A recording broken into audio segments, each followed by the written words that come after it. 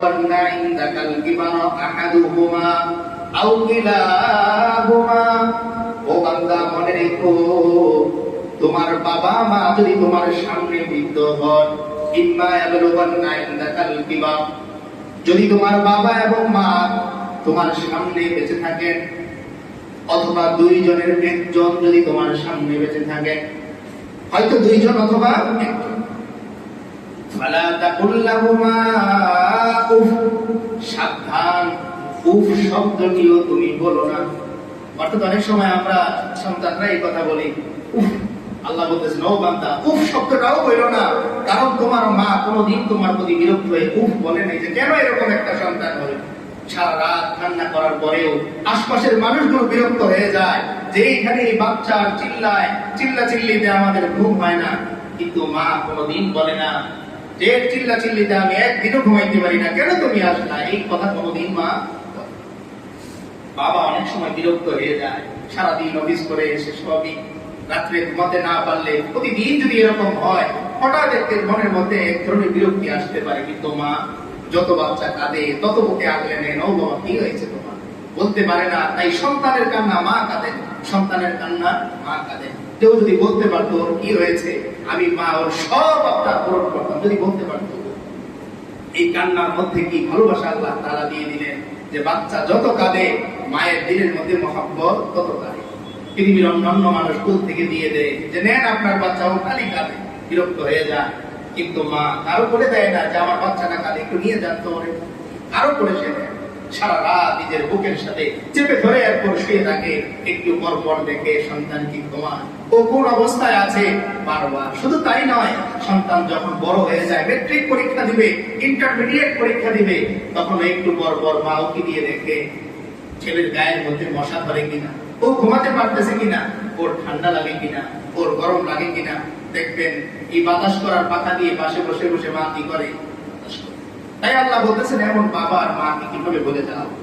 দৃশ্য দেখবেন সন্তানকে নিয়ে বাবা যখন স্কুলে যায় ছাতাটা পুরোটা ছেলের উপরে দিয়ে নিজে ভিজতে ভিজতে চলে যায়, ছেলে খেয়াল করে না যে বাবার গায়ের মধ্যে বৃষ্টির কি ফোঁটা পড়তেছে।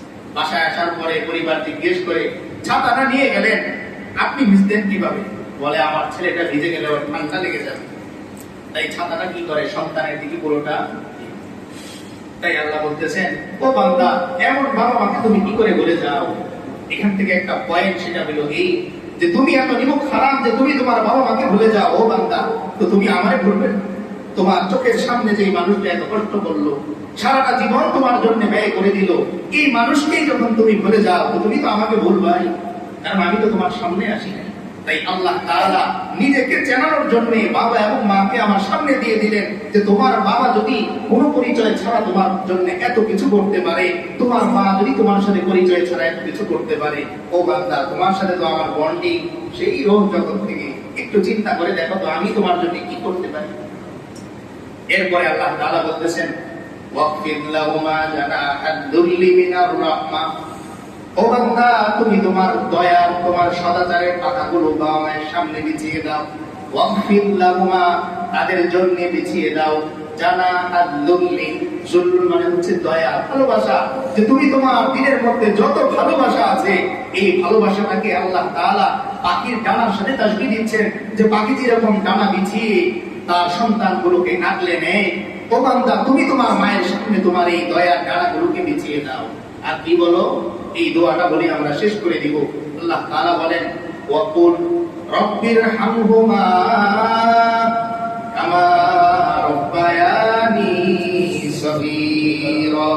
আল্লাহ তাআলা বলেন ও বান্দা তুমি তোমার বাবা মায়ের জন্য কি দোয়া করবে শোনো। অর্থাৎ কেমন যেন সন্তান প্রশ্ন করতেছে, ও আল্লাহ আমার বাবা মা আমার জন্য এত কষ্ট করলো, এই কষ্টের বিনিময়ে আমি তাদের জন্য কিভাবে দোয়া করবো। তাই আল্লাহ বলতেছেন ও বান্দা বলো তুমি রব্বি, ও আমার রব ইরহামহুমা, আমার বাবা এবং মাকে আপনি রহম করেন, জীবিত থাকুক আর মৃত্যুবরণ করুক, কবরে থাকুক আর আমার সামনে থাকুক, আমার বাবা মায়ের প্রতি আপনি রহম করেন। কেমন রহম করেন? সন্তান বলতেছে কামা রাব্বায়ানি সগীরা, ছোটবেলায় আমার বাবা যেভাবে নিজের পেটে ক্ষুধা থাকা সত্ত্বেও খাবারের প্লেট আমার সামনে দিত, ছোটবেলায় যেভাবে আমার মা সারা রাত না ঘুমিয়ে আমার সুন্দর ঘুমের ব্যবস্থা করতো, ও আল্লাহ আমি আপনার কাছে চাই আমার বাবা মা যদি কবরে থাকে তারা যেন আরামে ঘুমাতে পারে, আর যদি জীবিত থাকে ছোটবেলায় আমার সুস্থতা নিয়ে তারা যেমন টেনশনে থাকতেন, আমার প্রয়োজন নিয়ে তারা যেমন টেনশনে থাকতেন, ও আল্লাহ দুনিয়ার সব ধরনের অসুস্থতা থেকে আমার বাবা মাকে আপনি হেফাজত করেন। আর যত ধরনের প্রয়োজন আছে আপনি আল্লাহ গায়বী খাজানা থেকে তাদের পূরণ করে দেন। তো এই যে আল্লাহ তাআলা দোয়া শিখালেন, যেন আমার একটা মোনাজাতও মিস না যায়, যে মোনাজাতের মধ্যে আমি আমার বাবা আর মাকে ভুলে যাই, এমন যেন না হয়। এই মানুষগুলোরে যদি আমি ভুলে যাই তো পৃথিবীর কাকে আর মনে রাখবো আমি?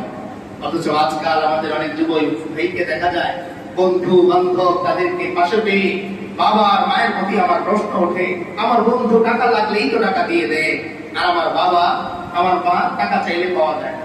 আল্লাহ মনে করিয়ে দেন, ও বান্দা এত তাড়াতাড়ি ভুলে গেলে যে বাবা তোমাকে নিয়ে আস্তে আস্তে হাঁটার জন্য অফিসে 10 মিনিট দেরি করেছে তার স্যারের হাতে বকা খেয়েছে, যেই বাবা তোমার একটু ঠান্ডা লাগার কারণে বাড়িতে থেকে তার চাকরি হারিয়েছেন, যেই মা তোমাকে একটু তার মা বকা দেওয়ার কারণে মায়ের সাথে সম্পর্ক ছিন্ন করে দিয়েছেন খানিক সময়ের জন্য, এমন বাবা মার প্রতি তুমি প্রশ্ন তোলো না বান্দা, এমন করো না।